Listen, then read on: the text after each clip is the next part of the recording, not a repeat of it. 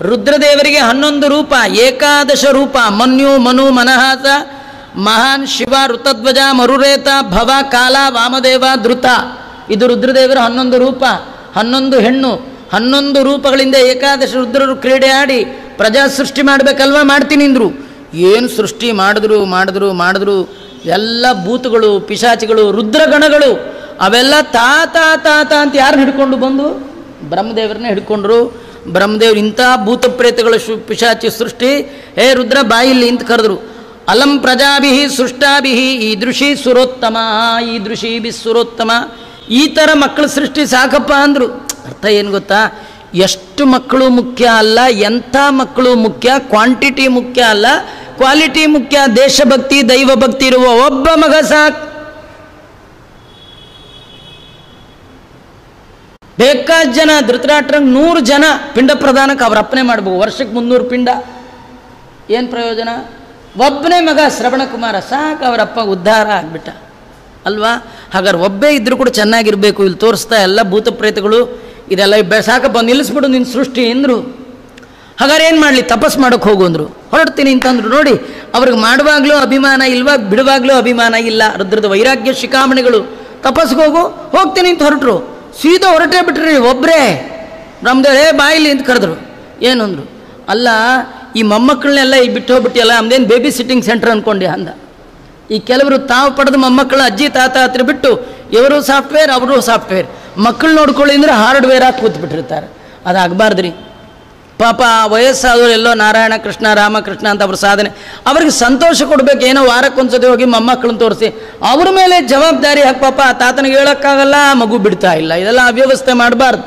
ಬ್ರಹ್ಮದೇವರು ಇದೆಲ್ಲ ಒಪ್ಕೊಳಕ್ಕೆ ಹೋಗ್ಬೇಡಿ, ಜವಾಬ್ದಾರಿನ ತೋರಿಸ್ಲಿಕ್ಕೇನೋ ಎಂಬಂತೆ ರುದ್ರದೇವರು ಕರೆದು ಹೇಳಿದ್ರು, ನೀ ಕರ್ಕೊಂಡು ಹೋಗು. ಯಾಕಂದರೆ ನೋಡಿ, ಅವತ್ತು ಬ್ರಹ್ಮದೇವರು ಹಾಗೆ ಮಾಡಲಿಲ್ಲ ಅಂದರೆ ಇವತ್ತು ಜಗತ್ತಿನ ತುಂಬೆಲ್ಲ ಪಿಶಾಚಿಗಳು ಸೇರ್ಕೊಂಡ್ಬಿಡವು. ನೀವು ಪುರಾಣ ಹೇಳ್ತೀರಿ ಕೂತ್ರು ಸಾಕು, ನಿಮ್ಮ ಗಂಟ್ಲಿಂಗೆ ಹಿಡ್ಕೊಂಡ್ಬಿಟ್ರೆ ಏನು ಮಾಡ್ತೀರಿ? ಪಿಶಾಚಿ ಕಾಣಲ್ಲ, ಎಂಥದ್ದು ಇಲ್ಲ.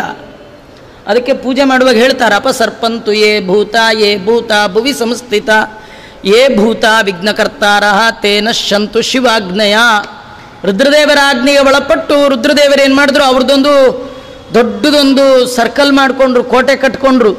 ಅದರ ಹೆಸರೇ ರುದ್ರಭೂಮಿ ಅಲ್ವೇ? ಅದ್ರ ಹೆಸರೇ ಅವ್ರ ರಿಜಿಸ್ಟ್ರೇಷನ್ನೇ ಹಾಗೆ ರುದ್ರಭೂಮಿ. ಅದು ಅಲ್ಲೆಲ್ಲ ಭೂತ ಪ್ರೇತಗಳ ವಾಸ. ಬಯಲು ಸ್ಮಶಾನವು ಮನೆ ಇವಗಮ್ಮ. ರುದ್ರದೇವರ ಮನೆ ಯಾವುದು? ಬಯಲು ಸ್ಮಶಾನ.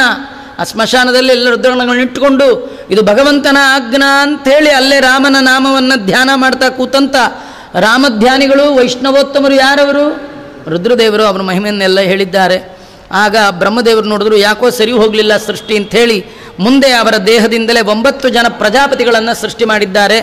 ಮರೀಚಿ, ಅತ್ರಿ, ಆಂಗಿರಸ, ಪುಲಹ, ಕ್ರತು, ದಕ್ಷ, ಪುಲಸ್ತ್ಯ, ಭೃಗು, ವಸಿಷ್ಠ, ದಕ್ಷ ಅಂತ ಇಷ್ಟು ಜನ. ಉತ್ಸಂಗ, ನಾರದೋ ಜಜ್ಞೆ 9 ಜನ ಆದಮೇಲೆ ತೊಡೆಯನ್ನು ಬ್ರಹ್ಮದೇವರು ಹೀಗಂದ್ರೆ ಅಲ್ಲಿಂದ ನಾರದರು ಬಂದ್ರಂತ. ಆ ನಾರದರು ಹೀಗೆಲ್ಲ ಹುಟ್ಟಿದ್ದಾರೆ. ಹೀಗೆ ಯಾರ್ಯಾರು ಎಲ್ಲಿಂದ ಹುಟ್ಟಿದ್ರು ಅನ್ನೋದನ್ನು ತಿಳಿಸ್ತಾ ಇದ್ದಾರೆ. ಮಾತಿಗೆ ಅಭಿಮಾನಿಯಾದ ಒಬ್ಬ ಹೆಣ್ಣು ಮಗಳು ಹುಟ್ಟಿದ್ದಾಳೆ. ವಾಚಾಂ ದುಹಿತರಂ ಬ್ರಹ್ಮಕುಮಾರಿ, ಮನುಷ್ಯರ ಮಾತಿಗೆ ಅಭಿಮಾನಿಯಾದಂತಹ ಅವಳನ್ನು ನೋಡಿ ಬ್ರಹ್ಮದೇವರು ಬಯಸಿದಂತೆ ನಟನೆ ಮಾಡಿದ್ದಾರೆ. ಆ ಸಂದರ್ಭದಲ್ಲಿ ಎಲ್ಲರೂ ಹೇಳ್ತಾ ಇದ್ದಾರೆ, ಮಗಳನ್ನು ಯಾರು ಬಯಸ್ತಾರ ಅಂತ, ನಾಚಿಕೆಯಿಂದ ಬಿಟ್ಟರು ಅಂತ ಹೀಗೆಲ್ಲ ಹೇಳ್ತಾ ಇದ್ದಾರೆ.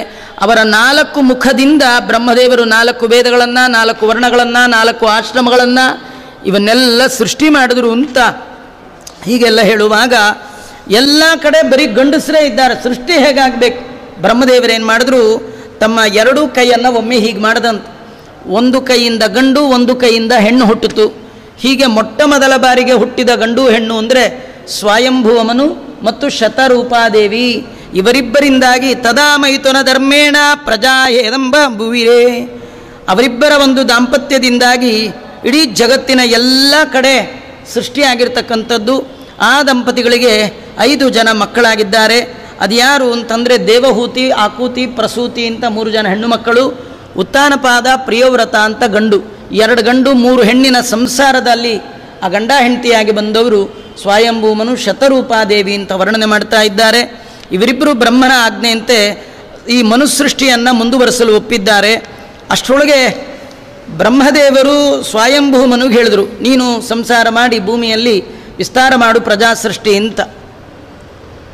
ಆಗ ಸ್ವಯಂಭೂಮನು ಹೀಗೆ ನೋಡ್ತಾನೆ, ಎಲ್ಲಿ ಸೈಟೇ ಇಲ್ಲ, ಬರೀ ಎಲ್ಲ ಕಡೆ ನೀರ್ಮಯ, ಮನೆ ಎಲ್ಲಿ ಕಟ್ಟೋದು, ಎಲ್ಲಿ ವಾಸ ಮಾಡೋದು, ಎಲ್ಲಿ ಗಿಡ, ಎಲ್ಲಿ ಊಟ, ಎಲ್ಲಿ ತಿಂಡಿ ಅಂದಾಗ ಬ್ರಹ್ಮದೇವರು ಯೋಚನೆ, ಹೌದಲ್ವಾ, ಎಲ್ಲಿ ಜಾಗನೇ ಇಲ್ವಲ್ಲ, ಏನು ಮಾಡಲಿ. ಬ್ರಹ್ಮದೇವರು ಯಾವಾಗಲೂ ಟೆನ್ಷನ್ನೇ ಮಾಡ್ಕೊಳ್ಳಲ್ಲ, ದೇವರ ಸ್ಮರಣೆ ಮಾತ್ರ ಮಾಡ್ತಾರೆ. ನಮಗೆ ದೇವರನ್ನು ಮರ್ತೀವಿ, ನಾವೇ ಮಾಡಬೇಕು ಟೆನ್ಷನ್, ಹಾಗಾದ್ರೆ ಸಿಕ್ಕಾಕೊಂಡು ಒದ್ದಾಡ್ತೀರಿ. ಏನಿಲ್ಲ, ಭಗವಂತನನ್ನು ಸ್ತೋತ್ರ ಮಾಡಿದ್ದಾರೆ. ಸ್ತೋತ್ರ ಮಾಡುವ ಕಾಲಕ್ಕೆ ಅವರ ಮೂಗು, ಆ ಸಣ್ಣ ಅವರ ಬ್ರಹ್ಮದೇವರ ಮೂಗಿನಿಂದ ಒಂದು ಸಣ್ಣ ವರಾಹ ಹಂದಿಯ ಮರಿ ಹೊರಗೆ ಬಂತಂತೆ. ಇತ್ಯಭಿಧ್ಯಾಯಿತೋ ನಾಸ ವಿವರಾತ್ ಸಹಸಾನಗ ವರಾಹತೋಕೋ ನಿರಗಾದ್ ಅಂಗುಷ್ಟ ಪರಿಮಾಣತಃ. ಒಂದು ಅಂಗುಷ್ಟ ಹೆಬ್ಬೆರಳ ಗಾತ್ರದ ಒಂದು ಹಂದಿ ಮರಿ ಬ್ರಹ್ಮದೇವರ ಮೂಗಿನ ಹೊರಳೆಯಿಂದ ಬಂತಂತೆ. ಎಲ್ಲರಿಗೂ ಆಶ್ಚರ್ಯ, ಮೂಗಿನ ಹೊರಳೆಯಿಂದ ಹಂದಿಗಿಂದಿ ಎಲ್ಲರ ಬರೋದುಂಟ, ಬಂತದು. ತಸ್ಯಾಪಿ ಪಶ್ಯ ತಕ್ಕಸ್ತ, ಅದು ಬಂದದ್ದೇ ಆಕಾಶದಲ್ಲಿ ನಿಂತ್ಕೊಳ್ತು. ಅಲ್ಲೇ ಇದ್ದಂಥ ಮರೀಚಿ ಮೊದಲಾದ 9 ಜನ ದಶಪ್ರಜೇಶ್ವರರು ಹೀಗೆ ನೋಡ್ತಾ ಇದ್ದಾರೆ. ನೋಡೋ ಕಾಲಕ್ಕೆ ಗಜ ಮಾತ್ರ ಪ್ರವೃದ್ಧದೆ ತದದ್ಭುತ ಅಭೂತ್.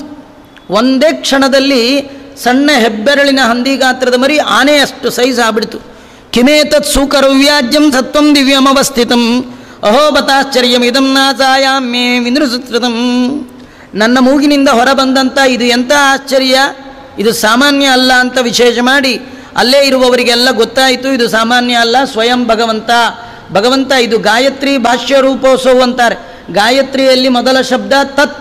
ತತ್ ಅಂದರೆ ತನು ವಿಸ್ತಾರೆ, ದೇಹವನ್ನು ಕ್ಷಣ ಮಾತ್ರಕ್ಕೆ ವಿಸ್ತಾರ ಮಾಡಿದ ರೂಪ ವರಾಹ ರೂಪ. ಆ ವರಾಹ ರೂಪನನ್ನು ನೋಡ್ತಾ ಇರುವಾಗ ಅಲ್ಲೇ ಇದ್ದಂಥ ಮರೀಚಿ ಮೊದಲಾದವರು, ಬ್ರಹ್ಮದೇವರೇ ಮೊದಲಾದವರು ಸ್ತೋತ್ರ ಮಾಡಿದ್ದಾರೆ. ಜಿತಂತೆ ಜಿತಯಜ್ಞ ಭಾವನಾ ತ್ರಯೀತನು ಸ್ವಾಂ ಪರಿದುನ್ವತೆ ನಮಃ ಎಲ್ಲೋಗಮಗರ್ತೇಷು ನಿಲ್ಲುದಯ ತಸ್ಮೈ ನಮ ಕಾರಣ ಸೂಕರಾಯತೆ. ಇದು ಯಜ್ಞವರಾಹ ಅಂತ. ಈ ತೃತೀಯ ಸ್ಕಂದದಲ್ಲಿ ಈ ಕಥೆಯನ್ನು ಹೇಳುವಾಗ 2 ವರಾಹದ ಕಥೆಯನ್ನು ಜೋಡಿಸಿ ಶುಕಾಚಾರ್ಯರು ಪರೀಕ್ಷಿತನಿಗೆ ಹೇಳ್ತಾರೆ, ವಿದುರ ಮೈತ್ರೇಯನಿಗೆ ಹೇಳ್ತಾರೆ, ಮೈತ್ರೇಯರು ವಿದುರನಿಗೆ ಹೇಳ್ತಾ ಇದ್ದಾರೆ. ಈ ಮೊದಲು ಆಗಿದ್ದು ಸ್ವಯಂಭುವ ಮನ್ವಂತರದಲ್ಲಿ, ಇದು ಮೊದಲ ಮನ್ವಂತರ. ಇಲ್ಲಿ ಬಂದ ವರಾಹಕ್ಕೆ ಆದಿವರಾಹ ಅಂತ ಕರೀತಾರೆ. ಅಷ್ಟೇ ಅಲ್ಲ, ಇದಕ್ಕೆ ಶ್ವೇತವರಾಹ ಅಂತಲೂ ಕರೀತಾರೆ, ಇದಕ್ಕೇನೆ ಯಜ್ಞವರಾಹ ಅಂತಲೂ ಕರೀತಾರೆ. ಈ ದೇವರ ಮೈ ರೋಮಗಳೇ ದರ್ಬೆ. ದರ್ಬೆ ಅಂದರೆ ತುಂಬ ಮೈಲಿಗೆ ಅಂತ ಕೆಲವರು. ದರ್ಬೆ ಅಂದರೆ ಪವಿತ್ರವಾದ ವಸ್ತು. ದರ್ಬೆಯ ಮೊದಲು ಮಧ್ಯ ತುದಿಯಲ್ಲಿ ಬ್ರಹ್ಮ ವಿಷ್ಣು ಮಹೇಶ್ವರರ ಸನ್ನಿಧಾನ. ಅದಕ್ಕೆ ಗ್ರಹಣಾದಿಗಳ ಕಾಲದಲ್ಲಿ ಅದನ್ನು ಹಾಕಿದ್ರೆ ಅದು ಅಪವಿತ್ರ ಆಗೋಲ್ಲ ಅಂತ ಹಿಂಗೆಲ್ಲ ದರ್ಬೆ ಭಾರಿ ಪವಿತ್ರ. ಶುಭ ಇರಲಿ ಅಶುಭ ಇರಲಿ, ಕೈಯಲ್ಲಿ ಪವಿತ್ರವನ್ನು ಹಾಕ್ಕೊಂಡೇ ಆಚಮನಾದಿಗಳನ್ನು ಮಾಡಬೇಕು, ಅತ್ಯಂತ ಪವಿತ್ರವಾದದ್ದು. ಆ ವರಾಹದೇವರ ಮೈ ಬೆವರೇ ಪವಿತ್ರವಾದ ಎಳ್ಳಾಗಿದೆಯಂತ. ಎಳ್ಳು ಅಂದರೆ ಭಾರೀ ಪವಿತ್ರ. ನಮ್ಗೆ ಎಳ್ಳು ಅಂದರೆ ಭಾರೀ ಭಯ ಅಲ್ವಾ, ಅದರಿಂದ ಎಳ್ಳು ಯಜ್ಞವರಾಹನ ಮೈ ಬೆವರು. ಆಮೇಲೆ ಹೋಮಕ್ಕೆ ಉಪಯೋಗ ಮಾಡುವಂಥ ಸೃಕ್ಸೃಭಗಳು ಭಗವಂತನ ಮೈಯಿಂದ ಬಂದಿರತಕ್ಕಂಥದ್ದು. ಇದನ್ನೆಲ್ಲ ಹೇಳ್ತಾ ಇದ್ದಾರೆ. ಇದು ಯಜ್ಞವರಾಹ.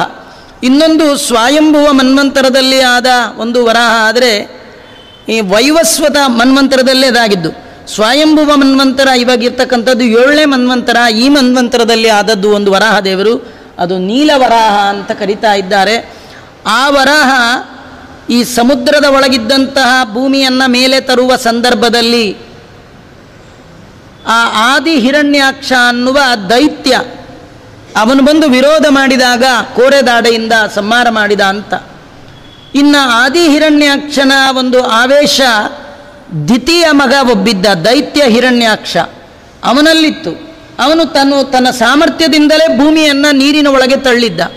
ಆಗ ಅವನನ್ನು ಕಪಾಳಕ್ಕೆ ಹೊಡೆದು ಅವನನ್ನು ಸಂಹಾರ ಮಾಡಿರ್ತಕ್ಕಂಥದ್ದು. ಈ 2 ಕಥೆಗಳ ವ್ಯತ್ಯಾಸವನ್ನು ಆಚಾರ್ಯ ಮಧ್ವರು ನಮಗೆ ತಿಳಿಸ್ಕೊಡ್ತಾರೆ. ಮತ್ತು ಈ ಸಂದರ್ಭದಲ್ಲಿ ಅನೇಕ ಕಥೆಗಳು, ಅದು ದಿತಿ ಮತ್ತು ಕಶ್ಯಪರು ಅವರು ಒಮ್ಮೆ ಸಾಯಂಕಾಲದ ಹೊತ್ತಿನಲ್ಲಿ ಮಗ ಬೇಕು, ಮಕ್ಕಳು ಬೇಕು, ಸಂತಾನ ಬೇಕು ಅಂತ ಕಶ್ಯಪರನ್ನು ಯಾಚನೆ ಮಾಡಿದಾಗ ಆಗ ನಡೆಯುವ ಸಂಭಾಷಣೆ ತುಂಬ ಅತ್ಯಪೂರ್ವವಾಗಿ ಭಾಗವತ ಹೇಳುತ್ತೆ. ಕಶ್ಯಪರು ಹೇಳ್ತಾರೆ, ನಿನ್ನಂಥ ಹೆಂಡತಿಯ ಕಾಮನೆಯನ್ನು ಪೂರ್ಣ ಮಾಡಬೇಕಾದ್ದು ಗಂಡನ ಕರ್ತವ್ಯ. ನಿನ್ನಂಥ ಒಳ್ಳೆಯ ಹೆಂಡತಿ ಇಲ್ಲದೆ ಇದ್ದರೆ ನಾನು ಸಾಧನೆ ಎಲ್ಲಿ ಮಾಡಲಿಕ್ಕೆ ಸಾಧ್ಯ ಆಗ್ತಿತ್ತು. ಆದರೆ ನಿನ್ನ ಮನೋಕಾಮನೆ ಪೂರ್ಣ ಮಾಡ್ತೇನೆ, ಆದರೆ ಈ ಟೈಮ್ ಚೆನ್ನಾಗಿಲ್ಲ ಅಂತ. ಯಾಕಂದರೆ 4 ಕರ್ಮಗಳನ್ನು ಸಂಧ್ಯಾಕಾಲದಲ್ಲಿ ಮಾಡಬಾರ್ದು. ಚತ್ವಾರ ಖಲು ಕರ್ಮಾಣಿ ಸಂಧ್ಯಾಕಾಲೇ ವರ್ಜಯೇತ್. ಸಂಧ್ಯಾಕಾಲದಲ್ಲಿ 4 ಕರ್ಮಗಳನ್ನು ಮಾಡಬಾರ್ದು. ಏನಂದರೆ ಊಟ ಮಾಡಬಾರ್ದು, ಓದಬಾರ್ದು, ಮಲಗಬಾರ್ದು, ಸಂಘ ಮಾಡಬಾರ್ದು. ಈ ಒಂದೊಂದು ಆಹಾರ ಜಾಯತೆ ವ್ಯಾಧಿ. ಆ ಟೈಮಲ್ಲಿ ಮುಸ್ಸಂಜೆ ಹೊತ್ತಲ್ಲಿ ತಿಂತಾ ಕೂತಿದ್ರೆ ರೋಗ, ಹೀಗೆಲ್ಲ ನಿದ್ರೆ ಅಧ್ಯಯನ ಮಾಡಿದ್ರೆ ಮರಣವೇ ಹೇಳ್ತಾರೆ. ಮತ್ತು ಸಂಘ ಮಾಡ್ತು ಅಂದರೆ ಕ್ರೂರ ಸಂತಾನ, ಕೆಟ್ಟ ಮಕ್ಕಳು ಹುಟ್ಟುತ್ತಾರಂತ. ಅದರಿಂದ ಆ ಟೈಮಲ್ಲಿ ಮಾಡಬಾರ್ದು. ಇದೆಲ್ಲ ಒಳ್ಳೆಯದಲ್ಲ. ಇದು ಒಂದು ಮುಹೂರ್ತ ಕಾಲ, ಸ್ವಲ್ಪ ಸುಮ್ಮನಿದ್ದು ಬಿಡು. ರುದ್ರದೇವರು ಕೆಂಚಟೆ ಬಿಟ್ಕೊಂಡಿರ್ತಾರೆ. ಈ ಸಂದರ್ಭದಲ್ಲಿ ಇದು ಸಾತ್ವಿಕವಾದ ಪ್ರವೃತ್ತಿ ಅಲ್ಲ, ಬೇಡ ಅಂತ ಎಷ್ಟು ಹೇಳಿದ್ರೂ ಕೇಳಲಿಲ್ಲ. ಗಂಡನ ಪಂಚೆ ಸೆರಗೆ ಏನಿದೆ ಅದು ಹಿಡಿದಿದ್ದಾಳಂತ. ಆಗ ಅವರು ಅಂದ್ಕೊಂಡ್ರು ಇದು ಭಗವಂತನ ಇಚ್ಛೆ, ನನ್ನ ಕೈಲಿ ಹೇಳೋದು ಹೇಳಿ ಆಯಿತು, ಇದು ನನ್ನ ಕೈಲಿ ನಡೆಯೋದಲ್ಲ ಅಂಥೇಳಿ ಸಂಘವನ್ನು ಮಾಡಿದ್ದಾರೆ. ಸಂಘ ಮಾಡಿದ ಮೇಲೆ ಅವಳಿಗೆ ದುಃಖ ಆಯಿತು. ಎಂಥ ತಪ್ಪು ಮಾಡಿಬಿಟ್ಟೆ, ಗಂಡನ ಮಾತು ಇದುವರೆಗೂ ಕೇಳದೆ ಇರೋ ದಿನವೇ ಇಲ್ಲ, ಇವತ್ತ್ಯಾಕೆ ನನಗೆ ಈ ದುರ್ಬುದ್ಧಿ ಬಂತು, ಎಂಥ ತಪ್ಪು ಮಾಡಿಬಿಟ್ಟೆ ಅಂಥೇಳಿ ಸಾಷ್ಟಾಂಗ ಕೈ ಮುಗಿದಿದ್ದಾಳೆ, ಕೇಳ್ತಾ ಇದ್ದಾಳೆ. ಇಂಥ ತಪ್ಪು ನಡೆದು ಹೋಗಿದೆ, ಏನು ಮಾಡಲಿ? ಕಶ್ಯಪರಂದರು ಏನು ಮಾಡುವ ಹಾಗಿಲ್ಲ, ನಿನ್ನ ಹೊಟ್ಟೆಯಲ್ಲಿ ಜಗತ್ತನ್ನೇ ಗೋಳೈಕೊಳ್ಳುವಂಥ ಕೆಟ್ಟ ಮಕ್ಕಳು ಹುಟ್ಟುತ್ತಾರೆ ಅಂದ್ಬಿಟ್ಟು. ನನ್ನ ಮಕ್ಕಳು ಅನ್ನೋ ಅಭಿಮಾನ ಅವ್ರಿಗಿಲ್ಲ, ಭಗವಂತನ ಇಚ್ಛೆಗೆ ಅನುಸಾರವಾಗಿ ಎಲ್ಲ ನಡೀತಾ ಇದೆ. ಅವರಂತ ಇದ್ದಾರೆ, ಏನು ಮಾಡ್ಲಿಕ್ಕೆ ಸಾಧ್ಯ ಇಲ್ಲ, ಕೆಟ್ಟ ಮಕ್ಕಳು ಹುಡ್ತಾರೆ. ಹೋ ಅಂತ ಹತ್ಲು, ನಾನು ನಿಮ್ಮ ಹೆಂಡತಿ, ನಂಗೊಂದು ಸ್ವಲ್ಪ ಏನಾದರೂ ರಿಯಾಯಿತಿ ತೋರಿಸ್ಲಿಕ್ಕೆ ನಾ ಯಾರು? ನಿನಗೆ ಒಂದು ರಿಯಾಯಿತಿ ಮಾತ್ರ ಉಂಟು, ನಿನ್ನ ಮಕ್ಕಳು ಕೆಟ್ಟವರು, ನಿನ್ನ ಮೊಮ್ಮಗ ಬರ್ತಾನೆ, ಭಗವಂತನ ದರ್ಶನ ಮಾಡಿಸ್ತಾನೆ ಅಂತಂದರು. ಆ ಮಕ್ಕಳೇ ಹಿರಣ್ಯಾಕ್ಷ ಹಿರಣ್ಯಕಶ್ಯಪು, ಮೊಮ್ಮಗನೇ ಪ್ರಹ್ಲಾದ ಅಂತ ವರ್ಣನೆ ಮಾಡ್ತಾ ಇದ್ದಾರೆ. ಆ ಆದಿ ಹಿರಣ್ಯಾಕ್ಷನ ಸನ್ನಿಧಾನ, ಆದಿ ಹಿರಣ್ಯಾಕ್ಷನ ಆವೇಶ ಈ ದೈತ್ಯ ಹಿರಣ್ಯಕನಲ್ಲಿತ್ತು. ಇವೆರಡು ಕಥೆಗಳನ್ನು ಜೋಡಿಸಿ ವರಹ ಕಥೆಯಲ್ಲಿ ಹೇಳ್ತಾರೆ. ಇಲ್ಲಿ ಇನ್ನೊಂದು ಅದ್ಭುತ ಅಂದರೆ, ಈ ದೈತ್ಯ ಹಿರಣ್ಯಾಕ್ಷನ ಕಥೆ ಹೇಳುವಾಗ ಸನಕಾದಿಗಳು ಭಗವಂತನ ಲೋಕಕ್ಕೆ ಹೋದರು, ಒಳಗೆ ಬಿಡದೇ ಇದ್ದಾಗ ಶಾಪ ಕೊಟ್ಟರು. ಶಾಪ ಪಡೆದ ಜಯ ವಿಜಯರೇ ಹಿರಣ್ಯಾಕ್ಷ ಹಿರಣ್ಯಕಶಿಪು ಹುಟ್ಟಿದ್ರು ಅಂತ ಕಥೆ ಇದೆ. ಆ ಕಥೆಯಲ್ಲಿ ಒಂದು ಪ್ರಸಂಗ, ದೇವರು ತಾನು ಹೊರಗೆ ಬರ್ತಾನೆ. ಹೊರಗೆ ಬಂದಾಗ ಈ ಬ್ರಾಹ್ಮಣರು ಸನಕಾದಿಗಳು ದೇವರ ಕೈ ಮುಗಿದಂತಾರೆ, ಸ್ವಾಮಿ ನಿನ್ನ ಹತ್ರ ಬಂದು ನಿನ್ನ ಅರಮನೆಯ ದ್ವಾರಪಾಲಕರಿಗೆ ಶಾಪ ಕೊಟ್ಟುಬಿಟ್ವಿ, ಎಂಥ ತಪ್ಪು ಮಾಡಿದ್ವಿ.